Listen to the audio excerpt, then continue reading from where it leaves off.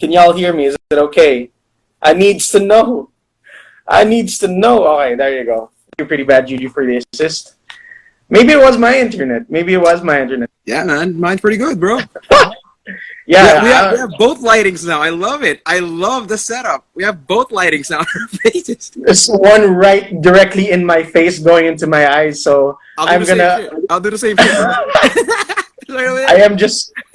I am just making sure that I don't blind myself right now, but I'm excited. I'm excited for Cheeseburger. How are you feeling, Ken? How you feeling? I'm good. This Sunday night, I'm very relaxed. I'm very addicted to Jablo. Like I was chatting to you earlier. I almost forgot to repost. But yeah, man, I'm here. It's all right. Diablo 3, right? So how are you enjoying Diablo 3 so far? Yeah, man, it reminds me of my childhood. Usually, it's more than 3 hours that I'm addicted to it, just playing on the PlayStation. Not really PlayStation before, it was on PC. And right now, it's just on the PlayStation. It's much easier. When you die, you can just revamp. You don't have to leave your things and because in Diablo and PC, you leave everything behind and you go back to that same place. Like this. Yeah. I remember seeing like Diablo when I was younger with my cousins were playing it. I didn't really want to play it because like it looked scary to me back then, but same. everything's same. So yeah, there's a minute left until we have Cheeseburger on. So yeah, the early issues like cut our time to like banter and everything, but it's all good. We're gonna catch up after the live with Cheeseburger. We're gonna have a great time. Quick reminder. Yeah, nice cap by the way. Thank you so much, Winter Soldier. I'm your Winter Soldier. You're the Captain America right now. But like, quick reminder, you have to pin the comment, brother. I already commented. I thought it was your turn. Is it still my turn? To comment? I already commented. I can. You just. You did. I didn't see it. It's right there. Bro, where is it? Top-notch moderator, man. One of the first comments. It's not there, man. What? It's not there. I don't see it. Let me repost. I don't see it. Let me repost that. Thank you. There you go. Right over there. There you go. Right over there. There you go. All right. It's 10 o'clock. We should check the Cheeseburgers online. It's exactly. So, Ken, thank you for joining me before we start. But we got to get the Cheeseburger, man. We got to get to that juicy Cheeseburger while it's still hot. See you, brother. One Cheeseburger coming up. Thank you. Everyone watching right now, the 7 people that are watching right now, please, if you have any questions, for Cheeseburger, I have some questions right here, but we would love more questions for Cheeseburger. He is an ROH star, wrestled in Wrestle Kingdom at the Tokyo Dome for New Japan Pro Wrestling. He's a head trainer also for Worldwide Dojo, and he inherited the legendary Jushin Thunder Liger Shotei. I will be saying this again when he comes on. So, just wait a bit. Cheeseburger is on. I will ask to go live with him right now. And everyone, please help me welcome the one, the only Cheeseburger, who is loading right now. And we got Cheeseburger online, guys. Cheeseburger, thank you so much for joining us. Thank you so much for joining us, man. So let me just introduce you to everyone right now. So everyone, meet the Ring of Honor fan favorite, the guy who wrestled in the Tokyo Dome for New Japan Pro Wrestling's Wrestle Kingdom. He's the head trainer and owner of Worldwide Dojo, and he inherited the legendary Jushin Thunder Liger Shotei. Please, everyone, welcome Cheeseburger to #PWG Live. What's up, man? Thank you guys, man. Well, how's it going over there? We're doing okay. We're doing the best that we can. We're also on lockdown, which goes into my first question. How's the situation over there in New Jersey right now with the coronavirus and everything? Pretty much just everything is shut down. Most businesses have some kind of 8 p.m. curfew. For a while, they were implementing a curfew for people, where it was if you got it's not a strict curfew, but they're encouraging people not to go out after 8 p.m. And just avoid large groups and everything. Most restaurants are only doing delivery or takeout. So it's just full lockdown. Compared to most places in the U.S., it's this East Coast is full lockdown. Yeah. It's pretty much the same over here. We kind of have a curfew, we try not to go out as much as we can because we just try Yeah. to keep safe. But the bad thing about it here is we have a liquor ban, so we can't have any alcohol. It's like that's like we're having a hard time dealing with that stuff right now. But I understand like the stuff in New Jersey also pretty bad right now. But can you tell us like what you've been doing while you were staying at home and social distancing? Mainly just like I'll go out to go to the school and like work out. 'Cause I have like a full gym at the school, so I'll go there to lift like every day or like every other day. At home, I've been playing a lot, catched up on a lot of video games. Writing blogs here and there for Ring of Honor. Like they started like a blog called like Honor Post, and a couple of the guys while they're at home, a couple of guys and girls are writing blogs for the company. At nighttime, I'll usually just kind of like watch Instagram live of just everyone's like really bored, so every night there was like 8 Instagram lives to watch, and then I'll do that or like study my Japanese lessons or something. Oh yeah, actually, thank you for sharing that. I actually saw you share like a snippet of Session Moth Martina's IG live, which was pretty interesting Man, to say. it was wild last night, man. Like like every it used to be every weekday, but like now it's like on the weekends. But Joey Janela and a friend, like a mutual friend of ours, Nasty Leroy, they go Instagram live, and Joey and Leroy, their live is insane. So last night he set up a date with Session Moth Martina and Leroy, and it went off the rails completely. I saw Leroy It was like insane. working it. Leroy was working it. That was awesome. I'm not sure if it's still on right now, but if you guys haven't seen it, yeah, it's fun. He just danced. She wanted him to dance for her. He got up and started dancing, shaking them hips. That was awesome. Okay, before we actually go into some wrestling questions, you actually mentioned that you're studying Japanese. So I'm actually trying to study Japanese also because like I'm going through like the apps and like trying to study Japanese because I'm a really big fan of Japanese wrestling also. So do you have any tips for like people who are like trying to learn Japanese? Do you have any tips like you learned like when you've been going through it also? Definitely. I highly recommend getting an actual like physical textbook. Not that the apps are how help me out a ton. Like there's so many good apps to help you learn. But you can't really get the same feeling of knowledge, and like it's different learning in the app than learning and actually sitting down and like reading and like writing in the textbook. So once I got like an actual textbook, then like the amount of like knowledge I had just like skyrocketed, and you have to like use it a lot and like do it every day, because there was like I haven't really studied like for about a year. Like I did like 2 years pretty hardcore and passed one of the tests I wanted to take, and then after that I got like super lazy, and I hadn't been to Japan for a while too, so that was part of it. And then I started like forgetting a ton of stuff, so now during the quarantine I've been like slowly but like piecing everything back together. I get it. I started off with the apps like Duolingo, but Duolingo doesn't really like help you like with the background stuff like why it's written like that or why it's said like that. So I tried this app called Busuu. So it's Busuu if you want to check it out. It's free, but like there's a payment wall a little bit if you want the whole thing. But it's pretty good. It's pretty good. All right. Check it out. I'll go into some fan questions. So actually, I also read up on you like in your ROH blog, like the 10 questions that you wanted to be a video game designer.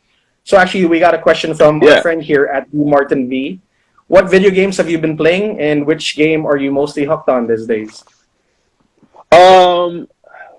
I just got Star Wars Jedi Fallen Order, and that one's really fun. I'm a big Star Wars fan. I played a good amount of the Star Wars games on just different platforms, and that one is really good. Like it looks beautiful, like it plays like really awesome. I've been playing that a lot. I got Metal Gear Solid 5 too, and I've been dabbling in that a little bit, and that game is really good.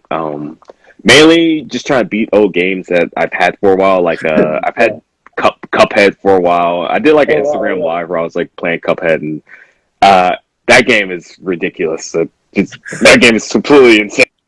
But I try to like beat like a boss like a day, and I only have like 5 or 6 left, I think. Dang. Okay. But actually, like I have never played Cuphead. I've only seen the walkthroughs, and it looks beautiful, but it looks really really Oh hard. yeah, it's cool, super cool game, really really fun. It does a good job of like the first world has like 6 bosses, and they're tough, but they're not overly tough. And it does kind of a good job of getting your confidence up, where you're like, oh, that was like a little hard, but like, oh, I got that. Like, I can do this. And then you get to the second world, and all the bosses are their difficulty goes up like double, and it's. I hope to pick it up soon and challenge myself. So thank you for sharing that. Actually, I have a question also. Since you, again, going back to the video game designer question, since you wanted to be a video game designer before you became a wrestler, what's your favorite game of all time, actually? Oh, that's a tough question. That's a tough question. I would say, off the top of my head, The Witcher 3 would be my favorite one.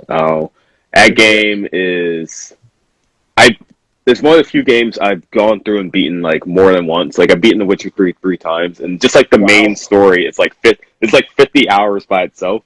And then the last time I played, I ended up getting the expansions, and each of the 2 expansions are both like 20 hours each. So, for however much the game is, $60 when it came out, you're getting around like, 50 plus hours of content. And the story's so good, the combat's so good, like every aspect of the game is so good. It's one of the few games I felt the need to play through like a lot.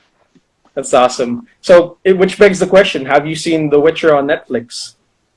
Yeah, I did see it. I liked it, and I remember at the time I had kind of mixed feelings about it. I liked it, but there was something like that wasn't clicking for me. But then I gave it another chance and rewatched it. And once I rewatched it, I started liking it more and more as I saw it the second time. So I assume they'll get a season 2, but who knows? Sometimes with these days, but I hope they get a season 2, like continue the story. I think it's gonna get a season 2. It did pretty well. Like the song alone from, I forgot what the bard's name was, but like that song alone. Oh like, yeah. Yeah. Like, what was it? It was like was it Toss a Coin to Your Witcher or something like that? Yeah, Toss a Coin to Your Witcher. Like it. Yeah. I know from a lot of my friends like who watched The Witcher, everyone was just like singing that for a while, and it is a catchy tune, I have to say. All right. All right, so actually I have a question. Since you're a fan of, you're learning Japanese, so can we take that as you're also being a fan of anime? Not so much recently. As I grew up, especially at the time I grew up, like anime was like getting really popular in the U.S. And it was always on like Cartoon Network or Toonami or whatever. Like Naruto, Bleach, Dragon Ball Z. Those are always like those are always kind of the big 3 growing up. And then I would watch stuff like Death Note and everything. I haven't watched an anime like for a while. A lot of people have been recommending My Hero Academia to me though. It is a great anime. I've heard that's really good.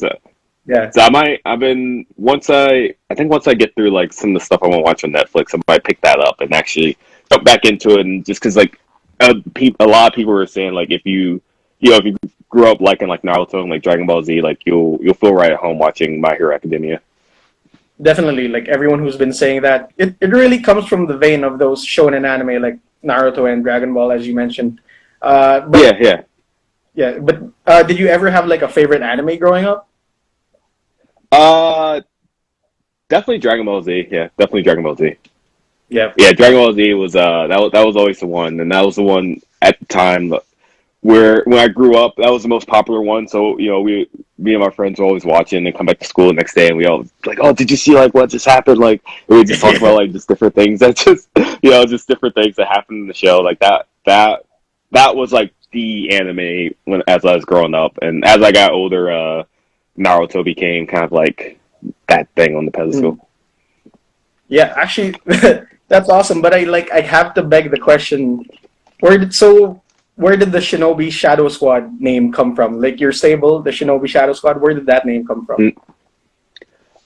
We were for a long time. not a long time, but we were just kind of throwing around different ideas. And the thing about wrestling that's weird is like as you're coming up with like say like a new gimmick name or like a new group name or a new move name, like as you just say it, it never sounds quite right. So we were just kind of throwing around a bunch of names. So you never really know until like there's so many weird names in wrestling that, but if you say them enough, they just become normal. So we were just kind of throwing around different ideas.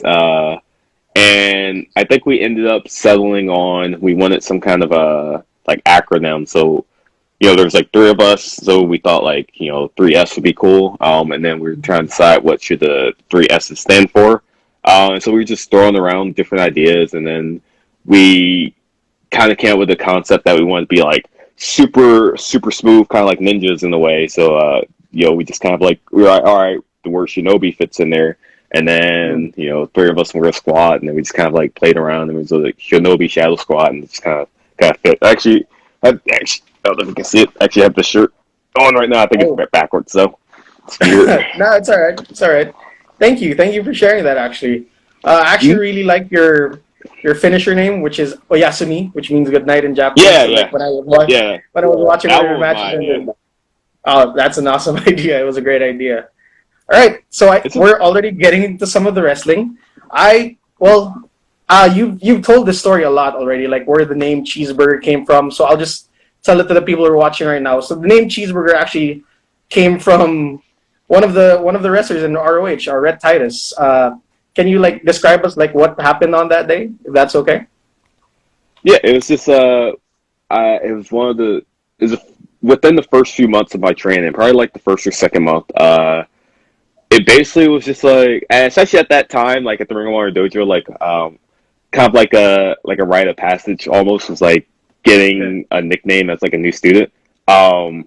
So we were getting ready for a road trip, and like I met Red Titus for the first time, and just like his first reaction to me was like, it's like, wow, like you're really skinny, like you need to eat some cheeseburgers to gain weight. So then that first road trip, every rest stop we stopped at, I had to order and eat a cheeseburger, and that was like his like weight gaining plan for me or whatever.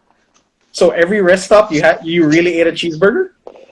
Yeah. Thankfully though, when we started the trip, like most it was like super late at night, so most of them were closed anyway, so I got kind of lucky in that regard. Yeah. Man, like most of the shops were closed now. But it's awesome also because the name Cheeseburger was also done on a segment on ROH where Charlie Haas actually called you he called you Cheeseburger, right? I think that's what. Yeah. So actually, he called me Cheeseburger, and he beat me up, and then the entire crowd just started chanting Cheeseburger that night, and it stuck from there.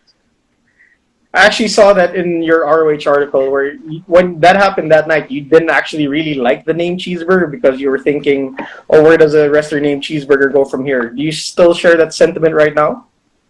No. Like now it's become like just a part of like kind of just like me and who I am. Like for a while I kind of just like was pushing against it, like I don't know if this is gonna work, like I don't know if I like this. And then it's just like over time I eventually grew to accept it, and like so many people love it too, like fans always like from Ring of Honor shows, like when I meet fans, like they always say I'm one of the people they remember just because whether it's like my outfit or whether it's like my name. And parents say their kids like love the gimmick, and like they come up to me saying like our kid loves you, like he loves the name Cheeseburger, thinks it's hilarious, like so. I mean, just in that regard, once I realized that people like actually genuinely like loved it, like it wasn't like a thing where people like the kind of like as a joke or like ironically. When I realized people genuinely like are a fan of it, I think that was when the turning point happened. Awesome, because like honestly, like after watching like stuff in ROH, and then I automatically saw a match of yours, and then your name was Cheeseburger. I was like, dang, that's a pretty good name. I'm gonna remember that name for a while. Yeah, it just sticks out right away, especially when everyone, like most people in Ring of Honor, have like some kind of real first and last name. A guy named Cheeseburger is just super different. Especially with like you coming out with the actual like the stuffed cheeseburger, the cheeseburger plush. That was awesome. That was awesome seeing that. All right. Actually, this next question. I was actually listening to your guesting on the Year One podcast with Logan Black. So, and you actually mentioned you were starting back in wrestling back in the ROH Academy or dojo when you were about 17. Can you tell us like what the initial reaction of your parents was like when you wanted to chase this dream of professional wrestling? They were very surprised. Like they were super surprised at first. But they were very very supportive and helped me get started and helped me like take those first steps to actually starting the training. I think I don't know for sure, but I think maybe they thought it was like a phase where it was like, all right, this is something he'll try, and then probably will probably not continue it like for like long term. Maybe it's something he'll give a try and just move on to wanting to do something else. But no, they're super supportive, and anytime like I had a match in the area, they always wanted to come see me wrestle and everything. So like I can't thank my parents enough for their support, because if it was for them, like this wouldn't happen at all. Yeah, for sure. Like parents who are very supportive of whatever dreams that their kids have. They're always very awesome, and we gotta thank them for their support always. All right, Right. We got a question actually. Yeah, we got a question actually from my tag team partner at the Ken Warren, who's helping us moderate right now. So, given the opportunity, what would you rather have first? Your own action figure or be in a video game? I would say action figure first. Just because there's so many people out there that are like very avid action figure collectors, especially of wrestling. So I think that'd be cool to have kind of have my figure in like a bunch of different collections like all over the world. But there's actually like talk about me getting action figure like years ago. Ring of Honor had like I think they still do a deal with a toy company, and there's like certain waves where it'd be like, all right, wave 1 is these people, and wave 2 is these people, wave 3 is these people. I think I was in wave 3. I remember seeing a mold of like what my head looks like. I was like, oh, that's cool. Like this would be out like whenever, but like maybe sometime soon. But like this toy company was super super slow. So like to the point where like the people who were in like wave 1. By the time their figures came out, they had already left and been in WWE for like I don't know, like 2 or 3 years. So I think we're releasing like an Adam Cole action figure, and he had already been like signed and gone for like 2 years, And so like it's like one of those things where like it's like super super super delayed. So I have no idea like what the status is, if it's even like ever coming out. Hey, ROH, if you're watching this or like whatever that toy company is, please make those Cheeseburger action figures. And I assure you, one of the first people that will be trying to look for it is my tag team partner, Ken Warren, because he's addicted to collecting those wrestling action figures. I can say so myself. I have seen his collection. I got the micro brawler. The micro brawlers are awesome. Have you seen those on Pro and Tees? Yes. Yeah. That's awesome. Well, now that we know you have micro brawlers, Ken, get on it. All right. Micro brawlers are awesome. Yeah. Oh, actually, we got a question from Pretty Bad Juju again. So, what's your favorite food to eat?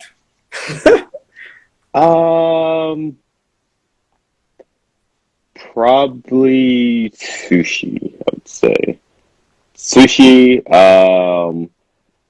Especially since the quarantine and the sushi place I like reopened, I've been eating it at least like 2 times a week. Yeah, I would say definitely sushi. Definitely sushi. Especially like now, like I've been eating it. I've been eating it a ton like lately. Just especially because like my favorite sushi place like closed during the quarantine, so it's like a month where I hadn't eten it. As soon as it's been like open again, I've been eating at least like 2 or 3 times a week. No, I understand that because like so some of the Japanese places we love to go to actually are closed also.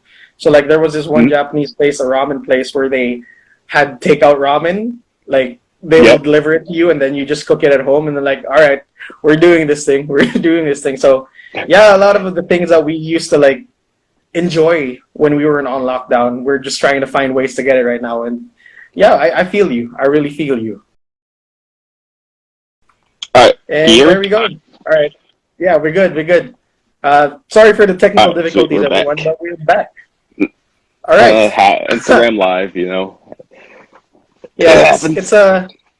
it happens. I think since a lot of people are like trying it out a little bit, we're starting to learn what the bugs are and everything. So you're welcome, Oh yeah, Instagram. We're helping you out. yeah. Oh yeah. All right. I actually wanted to get back to the same podcast where you were talking with Logan Black. You mentioned when you started out training for wrestling, you actually wanted to be a manager first instead of a wrestler. Yeah. Can you like take us through like what would have been your manager persona? Uh, I don't think I ever like had a concrete persona because like by the time I decided to switch from being a manager, it was still like super early on in my training, so I hadn't even begun to really like plan out and like think like, oh, what kind of gimmick do Yeah, I want to have, like everything. Um, Again, and like it was one of those things where like I didn't necessarily want to be a manager. I wanted to be a wrestler, but I was just in the mindset that like I physically couldn't be a wrestler. But like deep down, yeah, I knew like I wanted to be a wrestler. I just didn't think in my head like I could do it until I actually started the actual training process of becoming a wrestler. yeah. That's But what was the point that actually like where you thought that you shouldn't be a manager, that you could be a wrestler? What point was that in training? If you can share that with us. It was right around when we started learning bumping and chain wrestling. So the chain wrestling Mhm. stuff, I remember picking up pretty fast. I just love technical wrestling, and just like the chain wrestling came like very natural to me. And then Yeah, once we started like bumping and hitting the mat and everything, I thought like, oh, like physically, like I think I can handle this. Like I like this feel like bumping it hurts, but it felt right to me. Where it's like, oh, this is yeah, something I should be doing. So like once I kind of like started getting the feel for that, that was like when I was like, okay, physically, like I know like I can handle bumping, so I'm picking up yeah. the wrestling pretty fast. So let me just try and give it a chance as a wrestler. Actually, we got a question from Alexis underscore Kingdom 18. He's actually asking, how was your first day in wrestling school as a rookie? Can you tell us more about that? Oh, it was like it was tough. Like it was really tough. Like I wanted to quit like really bad my first day. It was just like with Ring of Honor, which is very similar to how I run my dojo. Like the Yeah, first 2 weeks to like a month, like you're just on the outside, just doing calisthenics and just different workouts. So we would do like a group stretch, and then all the advanced people would get in the ring, and then us newer people we would stay outside, and then we would just do different circuits of like squats, push-ups, like sit-ups and everything, and a bunch of different workouts and everything. And that was like the first day I remember. It was like the most physically like exhausting like thing I had like yeah, done like ever, and like I just wanted to quit so bad. And I went back and told my mom like I didn't want to come back, and then she convinced me to go back and give it a second day, and then I just kept coming back after that. But just like the workouts were so tough, like it it blew my mind like how difficult they were. And I didn't want them out. Maybe I'm trying to think like if in hindsight if they weren't that bad, I was just like super like unathletic and like out of shape. But I can't really remember like how bad they actually were. But I just remember that being the most tired like I've ever felt in my entire life. well, yeah, I understand that, but it's also like you just get used to it sometimes, you know? So Yeah. as long as you don't quit, like just a little tip for everyone out there who wants to be a wrestler also. As long as you don't quit, just keep coming back, you'll get used to it. Yeah, definitely. Like especially like when I have like new students come in, like I always encourage them, like, all right, just give it like the first days, like it's gonna be tough. Like every time your body's doing something it's not used to, it's gonna be tough, and it's gonna be a process for it to get used to and like adapt to it. Yeah, got it. Thank you for sharing that. And actually, we got a question going back to the manager thing. My tag team partner Ken Warren is again asking, Did you have any manager that did you have any favorite manager growing up, or did you like have a peg for what you wanted to be as a manager?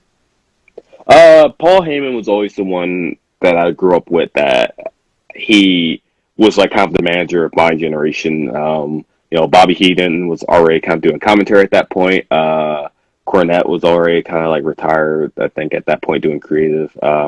So like Heyman was kind of the guy for my generation. Like when I started watching wrestling was like early, like around like 99, 2000, and at that point, like a few like when SmackDown began, Paul Heyman was kind of like always around and in that after ECW shut down. So like he was the manager I grew up with. Yeah, awesome. All right, let's start talking about ROH if you don't mind.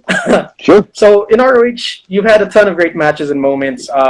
You were there from fighting the ROH TV title against Roderick Strong and Jay Lethal. You also had feuds with Brutal, Bob Evans, and Bully Ray. So I know there are going to be many more moments that you're going to have that are great, but can I just ask you, like, which is your favorite moment in ROH? What was your favorite moment in ROH so far? Probably Madison Square Garden.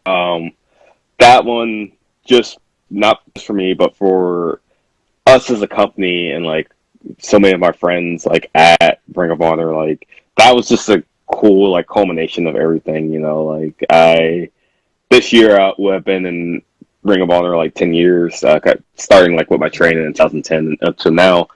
So seeing that last year, like the culmination of everything. People put like all the hard work people put in the Ring of Honor, like actually paying off, and working out and getting us to the most famous arena in the world. Like it was super cool because I was around during the time where it looked like Ring of Honor might have been going out of business. So to see like that transition from that to like where we are now and TV and Madison Square Garden was super cool. Yeah, and I have to say, like, seeing all these companies coming up and then actually being able to have shows in Madison Square Garden, that's just awesome. How it just goes to show you how good the wrestling business is doing right now and how you guys in Ring of Honor are doing. So props to you guys. If you had like one match in ROH where you would tell people to watch, like which one would that be? Probably I had a TV title match against Silas Young in about 2017, I believe. We had a TV title match, and it was really, really fun. It was like one of those matches where there were like no real like restrictions. We were just able to kind of like put it together and kind of like do what we wanted, and that one was really good. I would say either that or my first singles match against Will Ferrara when we began. We had like a really long like feud after being tag partners, and he turned on me. And our first like singles match was kind of like similar to that, where it's just like, all right, we're just gonna go all out. Like, there's no restrictions. Like, let's just go out there and just have a killer match. So probably those two. Like, and those are two of the opponents that I've wrestled probably the most in Ring of Honor. Awesome. Thank you for sharing that. So let's move on from ROH. Let's go over to New Japan Pro Wrestling. So you wrestled in Tokyo Dome for Wrestle Kingdom, I think around 3 times in a row. Is that right? Yep. Mm-hmm. So, how did those moments feel, knowing that you were a huge fan of Japan and that you were in the Tokyo Dome and wrestling for the biggest Japanese wrestling promotion on their biggest show of the year? How did that feel for you? Man, that was crazy. It was like I had always wanted to visit Japan, even as a kid, just as like a tourist. And then once I got into wrestling, and I'm a huge fan of Japanese wrestling, that became one of a big goal for my career. And to not only like have my Japanese debut, but then also have it like in the actual like Tokyo Dome for New Japan Pro Wrestling was so absolutely insane. And I would just be like super, super nervous like every time I went out, and then just like having been so much fun like in Japan and everyone being super nice and supportive, and all the fans like I came out the first time I came out in Tokyo Dome, like all the fans just like what the fuck, like who is this? And then I remember that the next year when I came out, like everyone just like erupting and being like super excited to see me back. I remember watching you the first New Japan Rumble that you went out. I was like, oh my god, they actually got Cheeseburger. And then like every time you came back, you were actually on the second and the third time you came back, you were actually like a finalist you're the Yeah. last one to get eliminated. Yeah, So yeah. that it's you're bound to win one of those New Japan Rumbles soon. One of these times, one of these times. But it was like cool because like no one like that's like they like especially like the first time like no one like knew I was over there. No one knew I was going like at all. So like I just remember like people coming out and then like seeing the reaction. Like when I got to the hotel and got Wi-Fi, seeing the reactions of people on social media, everyone was just like, "Whoa, like this is insane!" Like no one like it was just like something like no one ever expected to happen. And I'm very happy. I'm very happy for you that moment happened, and I hope it happens again. Actually, we got another question coming in from Ken Warren. So, can you share with us the mindset wherever you had to prepare for the New Japan Rumble? Like, what was going through your mind, like preparing for a match like that? I just thought like I have to, you know, be. I felt like I had to be myself. Like I didn't. Like I know sometimes when people go over to like another like country or like another like company, they feel like they have to kind of like change themselves. But I was just thinking like, well, you know booked me and they booked me because they want to see like Cheeseburger. So I want to give the Japanese fans like what Cheeseburger does, not what I think they want to see. I want to give them what I feel like I do best, and then just Yeah. see if they like that. Like I want to give them my best and just see how they react to it. And thankfully, they were reacting positive to it. Yeah. Well, like what our friend Mike Quackenbush always says, just stick to your greatest hits, no matter where you go. Mm-hmm. Definitely, definitely. All right.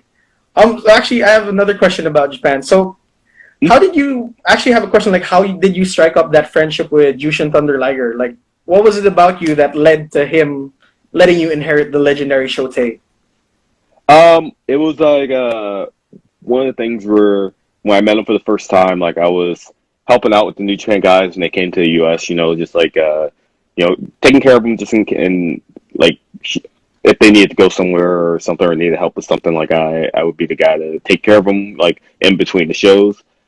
So like I remember like the guys found out like Liger was my favorite wrestler, so they told him, and he thought that was like super cool, like like him being my favorite wrestler. And then we would just like talk here and there, and then it was like a 2-day Ring of Honor New Japan tryout at the ROH dojo. And the first day, like I did like the palm strike, and then like the second day, one of the wrestlers, like one of the Japanese wrestlers, was like, "Hey, like you should ask Liger to actually like teach it to you." And I was like, "Oh, like you think you like actually teach me?" Like, yeah. So he actually took me to go to talk to Liger. It's like, "Oh, he wants to like learn the palm strike," and then he's like, "Oh, sure, like I'll teach you." He's like, he taught me it right there, which is super cool of him, just because he knew like he was like an inspiration, like one of my favorite wrestlers. So he ended up teaching me that the palm strike like right there and there, and then like allowed me to use it going forward in my career. Yeah, that's awesome. Like, it's awesome to know like a guy as legendary as Jushin Thunder Liger is that down to earth and cool with teaching you his legendary move. So thank you for sharing that story. We got a question from at Pretty Bad Juju. So in the course of your career, what is the one moment that you felt the most nervous or scared as a wrestler? It's probably like the first and second time I did the Tokyo Dome shows. It was like, especially like that was at that point, there was like the most people I've ever wrestled in front of, and I was going out there wrestling in front of a lot of people, and then I was also wrestling in the Battle Royale with a lot of people that I'd seen, but a lot of people that I also like didn't like know, like I'm meeting for the first time, and like I don't know like kind of like I've never been in the ring with them, so there's always kind of like that first time like awkwardness. So there were so many like factors that I had going in that I was like super nervous. It's like, all right, I'm just gonna like do what I do, and just kind of like just try and like feel it. I just want to like just try and like feel it and not like think too much about it. And then once I went out, it was everything was good. Awesome. Do you by any chance have a favorite New Japan Rumble moment of yours? I would say either the second or third time when I was a finalist. I was actually the second time when I was a finalist against Elgin. I thought that was cool because he like eliminated the people, and then like he like turns around and like people like people realize like, oh, it's just like me and Elgin were the last two left, and it was like, Yeah. oh, like people started coming up and they started like thinking like, oh, this is actually like we can't believe Cheeseburger made it to the finals, and like the way like the crowd reacted, like everyone's just like, oh crap, like he actually like it made it to the finals. That's insane. Yeah, we were rooting for you that time. We were definitely rooting for you. All right. So let's talk about your school, Worldwide Dojo. I know you already mentioned this in the article or two on the internet, but what made you take the jump to put up your own dojo and then for professional wrestling? What made you like think of like putting up your own dojo? It's one of those things where the timing all worked out. So the Ring of Honor dojo had been in the Bristol, Pennsylvania for about like over a decade at that point. And then Ring of Honor was deciding to shut it down because they were going to reopen their new dojo in Baltimore. So they were going to shut everything down and move everything away. So a lot of my students in the New Jersey, Pennsylvania area, Baltimore is about like 2.5 up to 3 hours, three and a half hours, depending on going in traffic. So a lot of my students wouldn't have a place to train. So I had been a trainer at the Ring of Honor dojo at that point for about 3 or 4 years, and it was one of those things where I was like, all right, I want to reopen this place under my own school, I wanted to give my students like a place to still train. Like I was like, all right, I just want to give this a try. If it works, it works. If it doesn't, it doesn't. But I want to at least like try to support and help my students out. So ended up just the timing worked out, and I ended up buying the ring from Ring of Honor, and they let me keep all the weight equipment and everything. And we fixed up the school a little bit, and we reopened about 2 years ago. Awesome. Are you guys still like doing classes like maybe like I know you're not like physically there, but are you guys doing stuff like online classes or anything just to keep right now? What I've been doing is I'll like every like other week I'll compile like a list of matches, and I'll give them to my students to watch, and then I'll just say like, all right, here's a couple of different matches where a couple of different styles, maybe some Japanese wrestling, some lucha, some British wrestling, some American stuff, some promos too. I'll send them out and I'd say, hey, just everyone watch these matches. Just write like a little review. Let me know what you guys think. Like, let me know if you enjoyed it, like what you liked, what you disliked. I just want to kind of give you guys a bunch of matches to kind of get your brains working about like watching wrestling a different way. Awesome. Like that's a lot. That's pretty much the most that we can do right now for those who don't have a gym or can't go to a gym. Just watching wrestling, keeping your mind engaged in wrestling. That's a good way to go about this quarantine or lockdown right now.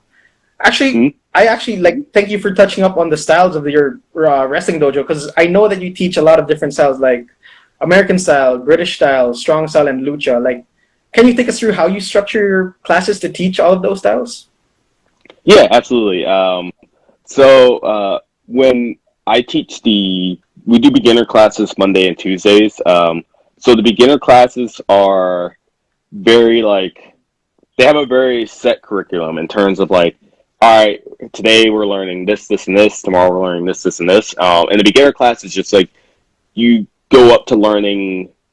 You start from scratch and you go up to learning like the basic say American style psychology of shine, heat, a comeback. Where it's like you kind of learn your footwork and your rolls and everything, and you learn your chain wrestling, your bumps and everything, your basic moves. And basically the beginner class is from scratch to about here's wrestling psychology, here's how you put together and structure a basic one-on-one American style match, and then at that point usually that's when students move on to the advanced class. And with the advanced class, it's very loose in terms of I structure it day by day in terms of who's there or what I'm feeling like I want to teach. So some of our students are wrestling on TV for Ring of Honor, so sometimes I'll do a day more heavily based on TV. I remember one day we did a mock TV taping where I showed everybody all right, here's how everyone you have your set TV times. We're gonna do a little TV episode. And you're also going to wrestle with commercial breaks and everything, so you can get a feel for that. So we did a mock TV tape, and so I showed them this is how you wrestle on TV and stick to your times and everything. And then some days I'll feel all right, we're going to learn a lot of British wrestling. Some days we'll learn a lot of lucha libre, or Sumi's there. She'll teach like her style, like of wrestling. So the advanced class, I just kind of structure it. I like structuring it day by day. I don't like sticking so much to like with at least with the advanced class, like sticking to like all right, we're going to do this, this, and this. You know, I kind of like, all right, who's here? What do people need to work on? All right, let's work on this today. Awesome. Yep. Actually, thank you for sharing that. And you're actually, we actually kind of like have something similar because I'm also like the head trainer for my promotion here in the Philippines, PWR. Okay. Yeah, so I just cool. Really like ask some tips also. Like I wanted to ask if there's one thing that you could tell other like trainers such as yourself, what would that tip be? Just patience, patience and understanding. Like that's the thing. I feel like a lot of trainers, at least like here in America, because there's so many schools here in America, and the vast majority are like really bad. So I think patience and also creating like a positive like a tough but positive and helpful learning environment for your students. Like I never as a trainer, I never want like a student to leave the school with the mindset of like, I don't want to come back. Not like necessarily because it's like hard, but in terms of like necessarily because it's like they don't feel like they're learning or they don't feel like they're in like a positive environment. Like it's one thing to not want to come back. Like, obviously training's like tough. So, people are going to want to come back or not want to come back based on the training. But I don't want people to not want to come back because they feel like, I came to train today and I don't feel like I'm learning anything. I don't feel like I'm progressing. Like I don't feel like I'm being taught properly. A positive like learning environment. Oh no. Like, so it's like one of those things where it's just like you have to kind of figure out, and like every single person you're going to train is super different. Sorry, I got to plug this in. No worries. Everyone you're going to train is super different, so you just have to realize what people's strengths and weaknesses are, and like really learn how to adapt and play to that. Yep, awesome. Thank you for that advice. We're winding down now. Actually, we're almost gonna hit the 1 hour. We have like 8 minutes to hit the 1 hour limit of IG Live. So, are you still good for time? Because if it comes out, is it okay if I ask you to jump back in again? Yeah, it's fine. All right, thank you. So we're just winding down. I have a couple more questions and a segment that I want to do with you. So for this next question, so we know that you're both a performer and a trainer when it comes to professional wrestling now. I have to ask, what are your goals right now in your wrestling career? Like, do you have any goals in the near future? Mainly, I just want to get out and wrestle for different places. Like whether it's there's so many more places in like the U.S. Indies. Like I want to wrestle, but right now one of my goals is like every year I want to try and go to like a different country, and just like whether it's like the train or whether it's like I get to wrestle. Like I just want to like experience like all of wrestling. So like last year I went to Germany and I trained with WXW for a week, and that was awesome. So this year this year I want to go somewhere like around like the fall or end of the year, but who knows at that point like what everyone would look like. So I don't know. But there's so many places like in I just want to try a different place every year to like expand my wrestling knowledge. So hopefully by the end of the year, travel will be back to normal or something, so I can figure out what country I want to go to. Hopefully. And whenever you're in Japan, it's pretty near the Philippines, so just let us know. Maybe we can book like a flight and then it's cheaper. I would love I would love to go to the Philippines. I didn't realize until recently like Southeast Asia had like such a big wrestling boom, like Singapore, like Malaysia, Philippines. Like I didn't realize like out there, like I'm learning recently, like there's like a ton of wrestling out there and a ton of like really like good talent out there. All right. Yeah, we have a lot of wrestling here, and I'm pretty sure we would love to have you.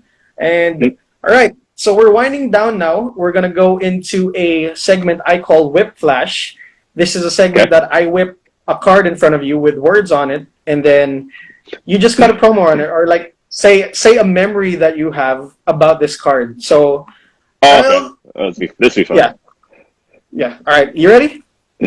Sure. Yeah. Hopefully, I have some. All right. The first word is ROH. Can you see? There we go. would say, well, like the best memories I have of Ring of Honor are just like traveling like on ring crew with my friends. So we'd have like a minivan, and there'd be like 6 or 7 of us in the van, and we'd travel to the shows and like help set up the shows as students. And those times were some of the worst and best times of my wrestling like career. Just because we'd be tired and we have to set up the show and everything, and we'd like just be miserable. But just getting to travel with like all my friends and getting to have these like weird experiences and getting just around the country, those were some of my favorite moments for sure. Yeah, I understand the sentiment because, like, when you're starting out, you're in it with your friends, you're in the foxhole together, and even though the times are shit, it's still all fun. You're like, those are definitely like the best times that you've had. All right, the next supporting each other, card. Yeah, next card is Delirious and Daisy Hayes. Oh, they're awesome. They're so awesome. The best trainers I could ask for. If it wasn't for them, like being so positive and understanding, like I don't know if I would have like made it through wrestling, like because they were super tough trainers, but they were always supportive. Like I knew I could come to them for anything, and they were like always encouraging, like never giving up and like being positive and just like pushing forward. And like if it was like I got so lucky coming to the Ring of Honor school, like if it was another school, I don't know if I would have how my career would have turned out if it wasn't for these two. Yeah, definitely. All right.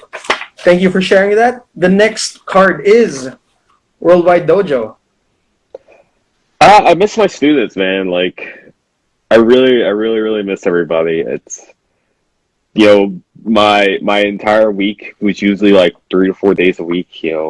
Just training with everybody. Monday through Thursday usually. So the fact that I haven't seen everyone for so long, that's the thing I miss the most during all this. Just I miss that training, and I miss all my students and the times we have. I'm pretty sure they miss you too, Cheeseburger. Again, thank you for sharing that. Going on to the last 2 cards, second to the last. Okay. Sumi Sakai. Oh, she's a big bully. I don't know if you follow her Instagram or her Instagram or her Twitter. No, she likes to bully me. She's awesome. She's a great trainer. Like super awesome having her on our staff, and she's one of my best friends in wrestling. So like I can't thank her for how much support she's given me. Right when the school opened, she was willing to come and help out and like give her brand of training to the students. That's awesome. That's very nice of her to do. And thank you for Sumi Sakai for all that you've been doing. And then the last card, thank you for sharing that. The last card is Jushin Thunder Liger. Man, it's always like that phrase where people say like, never meet your heroes and stuff like that. But, it just happens my hero turned out to be super cool, super nice guy, super supportive, always willing to give me advice and help me out. And, like just the nicest guy I could possibly like, you ever meet in wrestling. So like I can't thank him enough for just like what he's done for me and how much he's helped me out through my career. Awesome. Thank you again for sharing that. So we finished Whiplash. Thank you very much. And I think we're about to make time. But Awesome. I think we're about to make time. So actually, we still have a bit of time. So I actually have one more question for you. Sure. Before you leave us tonight, and since you're a student of professional wrestling and now even a coach of professional wrestling, I have 2 questions for you. The first one is, what is the best lesson that you've ever learned as a student? And then the next one is, what is the lesson that you always give your students as a teacher? Well, these are gonna be the same answer because the best lesson I learned, I try and teach to them. But the thing Delirious and Daisy Hayes always stressed to me was kind of like your environment helps like kind of mold how you behave and kind of like act. So if you're in like the energy you put out is the energy you're going to get back. So if you're someone that puts out like a lot of negativity, that's going to affect your environment like a lot, and then that negativity is going to reflect back on you, to where it's kind of like a cycle where it's like you're putting out the negative energy and you get the negative energy back, and it just makes you more and more negative So creating like that positive environment and that positive atmosphere and surrounding yourself with people that want to help you and not so much you have to kind of understand like what people are creating that negative energy and like not going to necessarily be the best people to have around you, whether it's like personally or you're for your career and whatever you do. It's kind of having to separate yourself from that negative energy and like really focusing on putting out positive energy in the universe, and that's going to be the positive energy you get back. It's about how you can affect your environment and how you can like put that energy out to where it actually helps support you and lifts you up, as opposed to just negatively affecting yourself and then negatively affecting the people around you. Yeah, definitely. Like, thank you for sharing that. I share the same sentiment that as long as you keep putting out that positive energy in the world, it'll just come back positive also. If you bring out that negativity, don't do that. So yeah, again, exactly.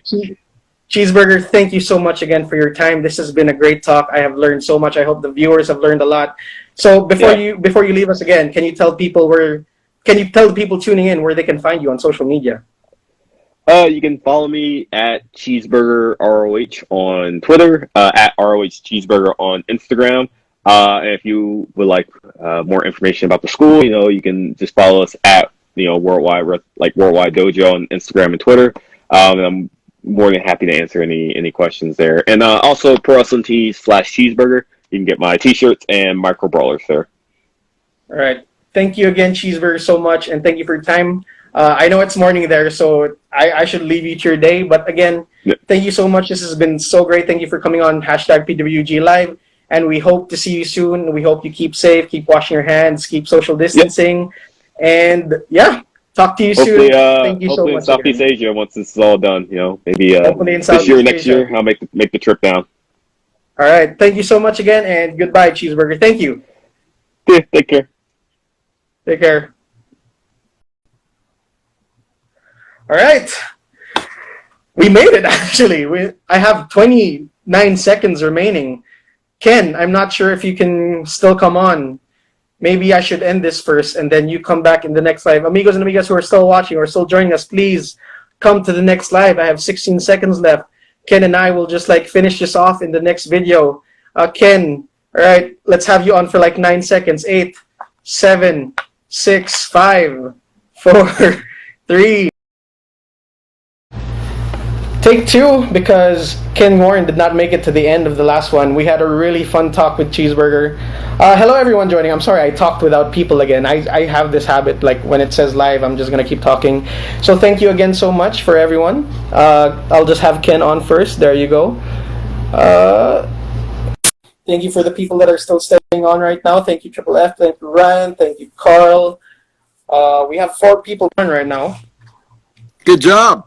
Dang it, my lighting. Oh my gosh. The light is too close to your face. Yeah. Thank you. Thank you. It was a really great talk with Cheeseburger. I learned a lot. I definitely learned a lot as a trainer, as a student of pro wrestling. Man, I'm pretty sure we could have gone 2 hours with that one, but we can't keep him waiting on too long. Maybe there's a second episode, Ken. How did you like it? Absolutely, man.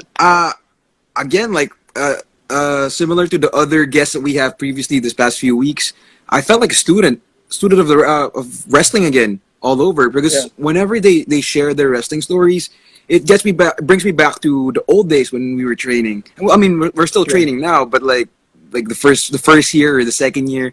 And actually, I want to touch on what he said on in preparation for the NJPW Rumble. Thank you for reading my question, actually. So when he said that people or wrestlers tend to change their style whenever they get to a certain country, and just to clear things up, what he would do is just be himself, because he got booked as his character, as whoever he is, the total package of Cheeseburger, for example. Or for example, if we would get booked, why would we change our styles in blend with the other promotion when you got booked for a reason? That's a great reminder for every worker, every pro wrestler, especially young pro wrestlers like us, all over the world, man. So that's crazy, man. Heck yeah.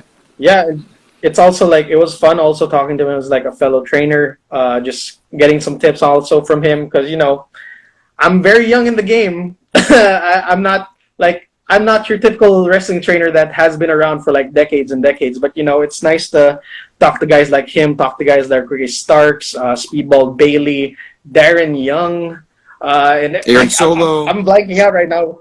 But Aaron Solo, because like I'm just having so much fun right now with hashtag PWG Live, and just we're having so many great guests. I hope that the people watching are enjoying these guests also, because we're just doing this for fun. We just want to get to know wrestlers. We want them to have a platform. In the end, they're also giving us a platform, and it's just very enjoyable. And I really do hope that in the future, once this whole coronavirus thing is like done with, we get to talk to them more. We get to meet them in real life, and yeah, just have fun with wrestling because that's what wrestling is. It's hard, but you gotta have fun with it too. Yeah, like how he lasted for professional wrestling. Remember when he said when he started, he was supposed to be a manager, but he realized when he was training, he was doing actually the same thing what a wrestler would do. So he was bumping anyway. So he stuck with it. He became a pro wrestler. I can almost relate to that because when I started, I wanted to be just a referee. I was keeping it safe. I was just walking on eggshells. But when I realized I'm bumping anyway, so might as well be a wrestler. Yeah. So that one, and I would like to also touch on when he said the energy that he gives, like one of the advice, or like when you were doing the whip flash segment, one of the last few cards, his trainers, Delirious, and I forgot the other one. Who's the other Daisy wrestler? Hayes. Daisy Hayes. Daisy Hayes. When you flash that card, that very card, when you flash that one, the energy that you put out in the universe, that's what reciprocates to you. So that was a very beautiful message. And yeah, man, it's almost like what's that called? Placebo effect, sort of. You can look at it that way, but in I'm not sure if it's placebo effect. Right? I mean, like, because you have this certain belief, like I'm putting out good energy, I'm getting good energy back. But when you think about it, kind of is. I think it's more karma if you think about it. Like if you do good, you get good. If you do bad, you get bad. So I think it's more of a karmic energy than a placebo effect. But I get what you're saying, Ken. I have just one question for you so that we can up our karmic effect also. Can you pin our comment on the thing? Great! Oh my goodness gracious. I know what you feel now. I know what you feel now. Yeah. What? All right. Gone. Oh, no. Oh, man. Wait. Do you still have it like in your clipboard? All right, Ken, is Ken going? Is Ken? All right. Sorry, I'm back. I just had to get that comment. Yeah, I'm here. All right, there you go. I'm up in it. All right, Ken, we've kept these people on for a long while. And I'm pretty sure we have a lot more to talk about because we've had such amazing guests like this past week, this weekend, obviously, but we got to let them go home. So again, for the amigos and amigas that are watching right now, thank you for tuning into hashtag PWG Live. When you look at that link, that pinned comment right there, it is to help flatten the curve of COVID-19 and helping our frontliners also by buying a PWR hashtag PWR Mabuhay ang wrestling shirt. So part of the proceeds will go to charity. So please, if you don't have one of those yet, please get one. And also next week, we will have, again, 2 more episodes of PWR Wrestling from Home. I think it's still going to be Tuesday and Thursday. Please watch out for those. We usually announce the guests like the night before, so watch out for that. Anything else that's in the docket right now? I don't think so. So, Ken. All right, Ken, maybe it's time for your second hashtag Reflection Sunday of this Sunday. What do you say? As you wish. Alright, so hashtag Reflection Sunday numero dos. Given the opportunity to be cool or be... Oh, sorry, let me rephrase that. Given the opportunity to be yourself or be cool, I say be yourself because there's nothing more rewarding than not thinking of anything at all but just be you. Actually, I thought you were going to say... Well, how I saw is like when you have the choice between being yourself and being cool, be yourself because that is cool. Okay, let's go Just with that. like it. I was actually going with accepted. Like Hashtag being Reflection yourself or Sunday. being accepted. Just be yourself. All right, Ken, thank you for joining us. Everyone who's watching, thank you for joining us tonight. And of course, we can't say good night without saying you can. Hashtag that. Thank you Good night, so much for amigos and joining me. amigas. We'll see you next week. Thank you. Take care.